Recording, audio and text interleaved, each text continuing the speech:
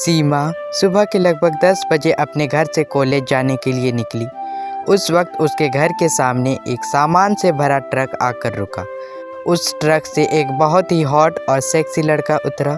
सीमा ने जैसे ही उस लड़के को देखा वैसे ही सीमा रुक गई। सीमा को वह लड़का पसंद आ गया। वह लड़का था ही इतना अट्रैक्टिव, किसी को भी पसंद आ जाता। सीमा कॉलेज जाने के बजाय सीधे अपने घर के अंदर गई और खिड़की के सामने बैठकर उस लड़के को ही देखती रही। वह लड़का उसके पड़ोस के घर में भाड़े में रहने आया था। वह लड़का अपना सारा सामान ट्रक से उतारकर घर के अंदर घुसाने लगा। आसपास के सभी लड़कियां और औरतें उसी को देखने लगी। सभी लोग उसी को देख रहे थे। इसके कारण सीमा जलस हो गई। सीमा उस लड़के के पास गई और अपना हाथ आगे करते हुए कहा, हाय, मैं सीमा। उस लड़के ने हाथ मिलाते हुए कहा, मैं दीपक। तभी सीमा ने दीपक को कहा, मैं तुम्हारी मदद कर दूं? उसने कहा, क्यों नहीं। सीमा और दीपक दोनों ने मिलकर सारा सामान घर के अंदर घुसा लिया। तभी दीपक ने कहा, थैंक यू, अब तुम जाओ, आगे मैं कर लूँगा। सीमा ने ठीक है कहा और बाहर आ गई। सीमा के बाहर आते ही दीपक ने दरवाज़ा बंद कर लिया और अंदर कपड़ा चेंज करने लगा। दरवाजे के सामने एक खिड़की थी। दीपक उस खिड़की को बंद करना भूल गया। सीमा उस खिड़की के पास ही खड़ी थी।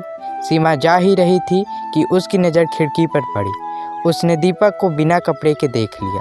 सीमा ने जैसे ही दीपक को देखा उसका मुंह खुला का खुला रह गया। सीमा दौड़ती हुई अपने घर के अंदर गई और अपने आप को एक कमरे में बंद कर लिया। सीमा दीपक के बारे में ही सोचती रही।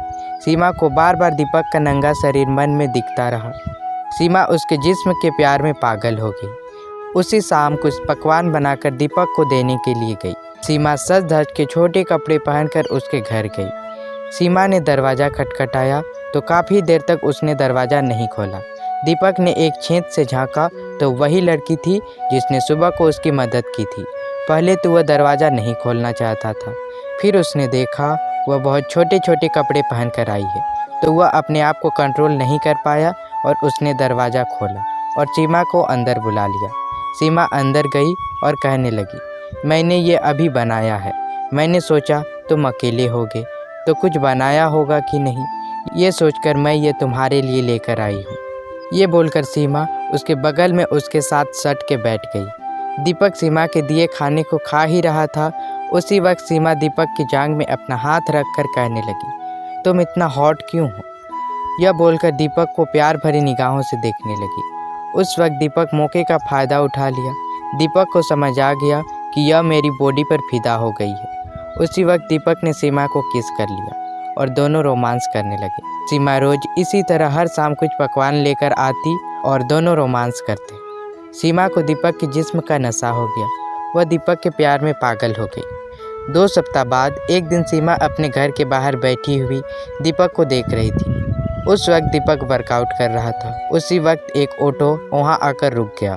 ऑटो से एक लड़की अपना सामान लिए उतरी और दीपक के पास आकर दीपक से गले लग गई। यह सब देखकर सीमा जलस हो गई।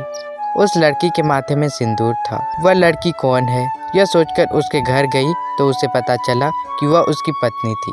उस वक्त सीमा रोती हुई अपने घर आ गई और रोती रही।